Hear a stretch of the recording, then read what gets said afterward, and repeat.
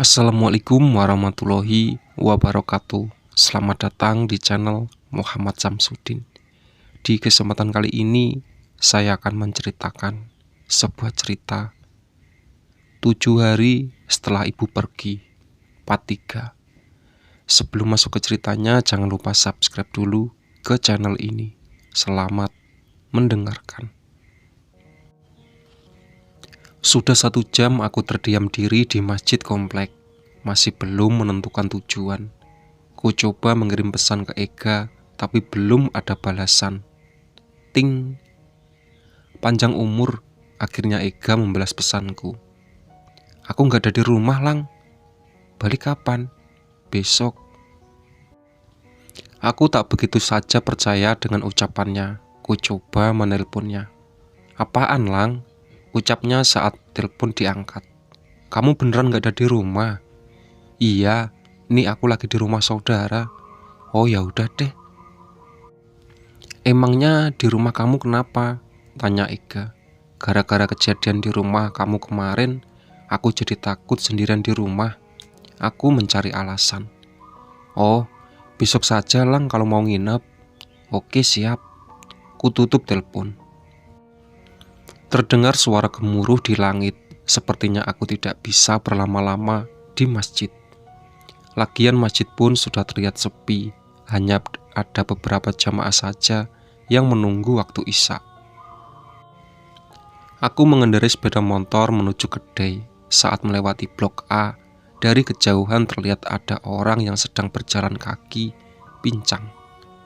Seketika itu teringat omongan Cecep.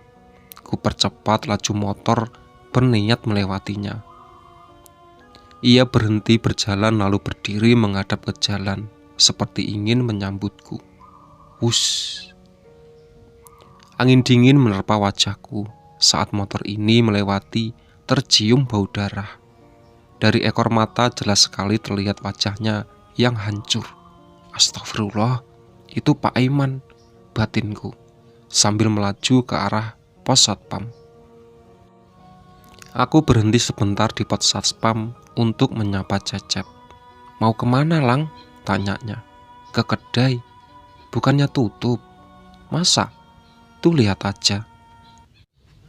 Aku melihat ke seberang jalan. Benar kedai tutup. Kemarin sih Iwan bilang mau buka dari siang. Kok jam segini udah tutup? Dari aku datang juga sudah tutup. Kini aku bingung harus pergi kemana.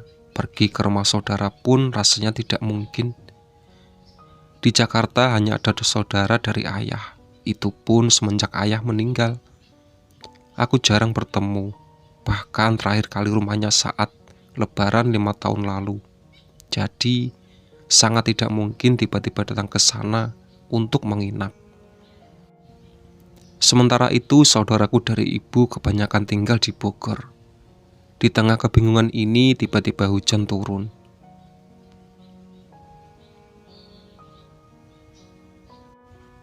Aku numpang neduh di sini, Cep, ucapku. Oke. Aku turun dari motor dan duduk di pos satpam. Kamu ngapain ke kedai bawa tas, Lang? Tanya Cecep. Tadinya aku sekalian mau nginep di rumah temen. Ternyata dia nggak ada di rumah. Mending kamu temenin aku saja di sini, jaga komplek. Kalau mau, ntar kita patrol bareng. Ih, ogah amat. Emangnya Mas Sandi kemana? Dari kemarin kakak kelihatan. Sakit, udah 3 hari gara-gara ngelihat yang lagi gentayangan. Siapa? Itu, berinisial A. Jangan pakai berinisial itulah. Aku protes karena nama ibuku juga berlawan dengan huruf A. Lah kan emang huruf depannya itu. Langsung aja bilang Pak Aiman gitu. Shh, ya ampun, aku keceplosan. Hujan mendadak menjadi lebat disertai angin kencang. Tak lama tercium bau anyir yang menyengat. Kan? Seru Cecep. Kamu nyium juga? Tanyaku. Iya, baca doa. Aku membaca doa di dalam hati, tapi bau ini tidak juga hilang. Astagfirullah, Cecep seraya beranjak dari tempat duduknya dan berdiri. Sontak aku pun ikut berdiri. Ada apa, Cep? Tanyaku. Lihat. Cecep menunjuk tetesan dari atap pos satpam. Tetesannya berwarna merah, seperti darah. Astagfirullah, teriakku. Masuk, masuk. Cecep mengajakku masuk ke dalam pos satpam. Kemudian ia menutup pintunya. Makanya, kalau ngomong itu dijaga, Lang, omelnya. Keceplosan, Cep. Aku tak menyangka kalau kejadiannya akan seperti ini. Perasaan kemarin aku, Ega dan Iwan sempat menyebut namanya, tapi tidak ada apa-apa. Tok tok tok. Dua ketukan pelan terdengar di pintu. Sontak membuat mata kami tertuju pada jendela di samping pintu. Jreng. Pak Aiman sudah berdiri di sana dengan wajah hancurnya. Refleks aku menuju mata sambil merapal doa. Cecep pun ikut berdoa dengan suara lantang. Bau anyir pun menghilang. Masih ada, Cep? Tanyaku. Masih menutup mata. Nggak ada, sautnya. Aku membuka mata dan melihat ke jendela. Benar, Pak Aiman sudah tidak ada. Ini nih akibatnya kalau ada orang meninggal. Rumahnya bukan didoain sampai 40 hari, malah ditinggal begitu aja. Keluh Cecep. Emang ngaruh? Iya kan, katanya kalau orang meninggal masih di rumah selama 40 hari, makanya lebih bagus didoain. Ini malah ditinggal rumahnya. Kan berdoa bisa di mana saja, Cep. Iya, tapi bagusnya di rumah juga. Kayaknya sekarang sisa rumah kamu doang yang belum kosong. Rumah Pak Dika? Tanyaku. Soalnya kemarin masih terlihat banyak orang. Emang kamu gak tahu? Cecep berbalik tanya. Tahu apaan? Aku pun bingung. Lah, Pak Dika kan tetangga kamu. Jauh, Cep. Beda 8 rumah. Lagian dari pagi aku kagak keluar rumah, tiduran doang. Intinya tadi pagi Pak Dika masuk ke rumah sakit. Nah, terus anggota keluarga yang lain kayak bawa koper gitu. Jadi sekarang sisa rumah kamu yang ada penghuninya. Ucap Cep. Rumah kamu aman-aman aja kan? Imbuhnya. Sebuah pertanyaan yang sebenarnya malas ku jawab. Aman. Sebelumnya aku minta maaf, Lang. Hah? Kenapa? Aku sempat dengar dari omongan warga sini, katanya kecelakaan itu memang disengaja. Disengaja gimana? Gini, kamu tahu kan rombongan mau pergi kemana? Iya, mau ziarah ke Cirebon. Nah, kamu tahu nggak ketua rombongannya itu siapa? Kakak tahu. Namanya Haji Rofi. Oh, terus hubungannya apa? Kamu kagak tahu Haji Rofi? Kagak. Emang dia siapa? Itu loh pengusaha walet di Menteng. Tetap aku kagak tahu, Cep. Jadi dia itu setiap tahun sering ngadain acara ziarah keliling Jawa Barat gitu. Ya terus? Nah, setiap acara itu pasti ada kecelakaan dan makan korban. Aku kagak ngerti hal-hal begituan, Cep. Coba ngomongnya yang jelas. Kata desas-desus yang beredar di sini sih, korban kecelakaan itu sengaja ditumbalkan. Tumbal? Itu apaan? Astaga. Kamu kagak suka nonton YouTube horor gitu? Kagak. Tumbal itu dikorbankan. Tujuannya apa? Supaya dia tetap jadi orang kaya. Masa sih sampai segitunya? Itu nyawa orang loh, bukan kambing. Banyak yang begitu. Semoga aja itu cuma cerita hoak. Apalagi kamu bilang dia haji. Kayaknya nggak mungkin sih. Terserah sih mau percaya atau enggak. Jujur, aku kagak percaya dengan ucapan itu. Terlebih setelah semua kejadian yang menimpaku. Ditambah mimpi menyeramkan tadi pagi. Hujan deras pun juga reda. Sementara aku, Cecep masih bertahan di pos satpam. Dari tadi ia terus memaksaku menonton YouTube cerita horor. Semuanya bertemakan pesugihan. Sehingga aku mulai sedikit mengerti tentang hal itu. Emang bisa numbalin orang, Cep? Tanyaku. Bisa banget, Lang, jawabnya. Enak dong, kaya tanpa ngorbanin keluarga sendiri. Iya, tapi kasihan keturunannya nanti. Kok kasihan? Kan yang enak dapat warisan banyak.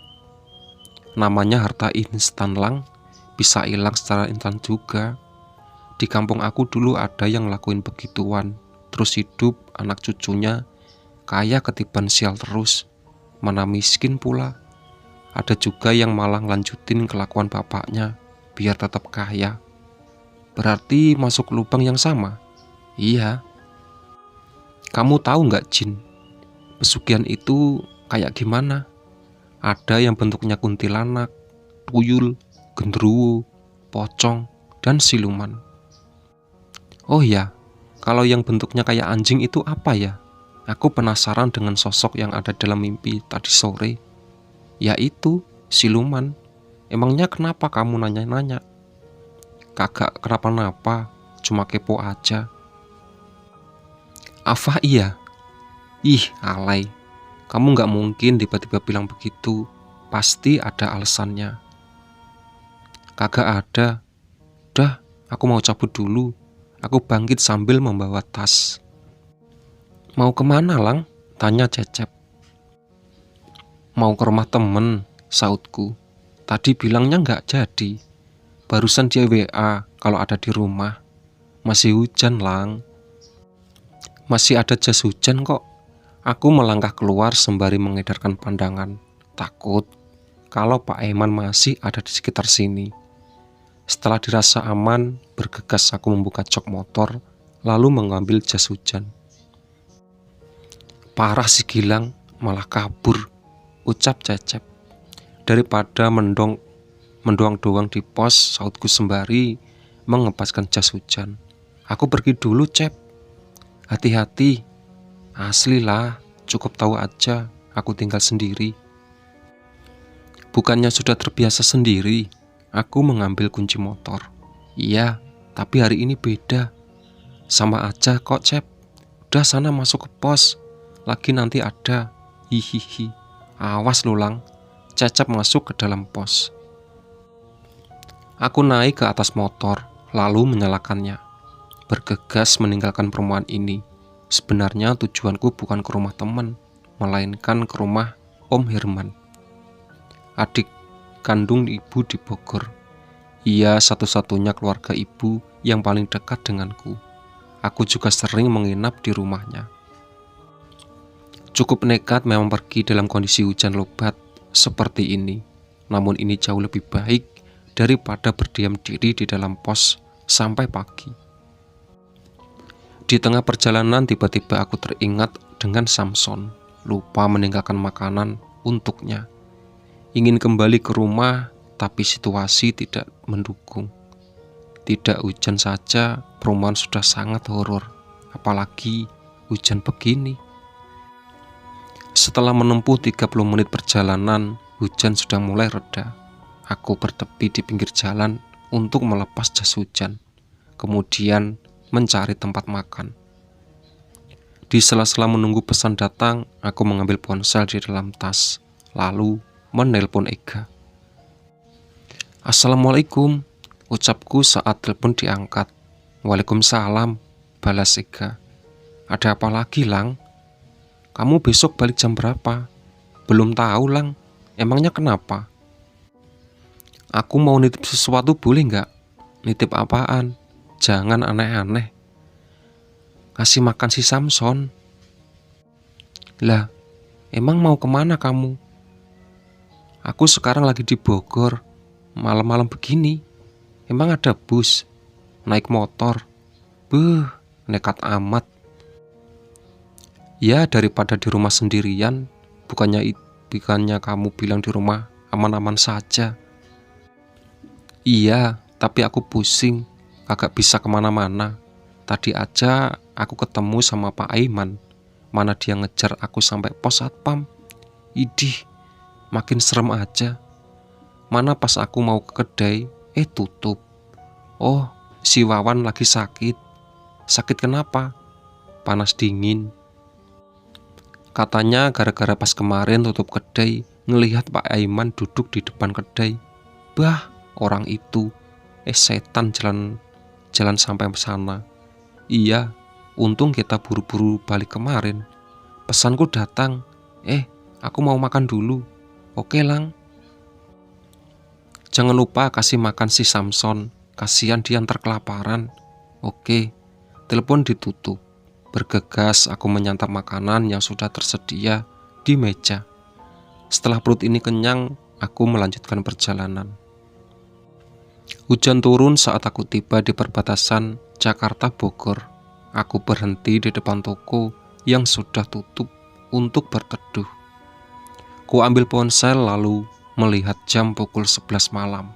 Sepertinya aku harus menerobos hujan daripada menunggu hujan reda.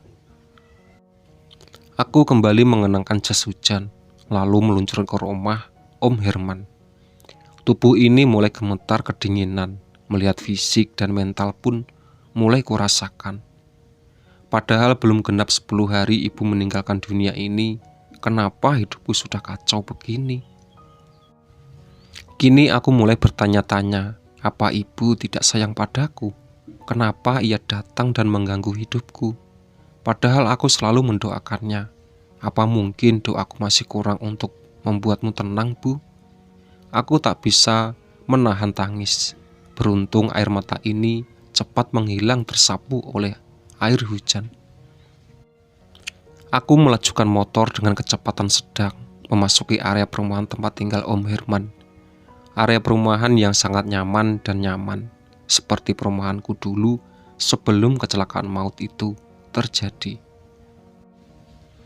Aku menghentikan motor tepat di rumah berpagar hitam dan melepas jas hujan. Kemudian menelepon Om Herman cukup lama sampai akhirnya telepon diangkat. Assalamualaikum Om, sapaku. Waalaikumsalam. Ada apa, Lang? Sautku. Aku ada di depan rumah Om. Kamu jangan bercanda. Aku nggak bercanda Om, coba lihat sendiri di depan. Selang beberapa saat kemudian terlihat gorden depan rumah bergerak dan terbuka sedikit. Terlihat seorang sedang mengintip keluar. Pintu depan terbuka. Om Herman bersama Aurora, anaknya yang berusia 6 tahun, berjalan menghampiriku. Ini beneran Gilang? Tanya Om Herman sembari membuka pagar. Iya Om, siapa lagi? Sautku. Udah aku bilangin, jangan disuruh masuk. Papa gak percaya sih, ucap Aurora. Loh, kenapa Kak Gilang gak boleh masuk? Tanyaku. Bukan Kak, Gilang yang ini, tapi Kak Gilang yang ada di dalam. Aku menatap wajah Om Herman. Maksudnya apa Om? Kamu masuk dulu, nanti Om ceritakan. Om Herman memintaku masuk ke dalam rumahnya. Itulah sahabat cerita dari 7 hari setelah ibu pergi, part 3. Ditunggu part selanjutnya. Oke.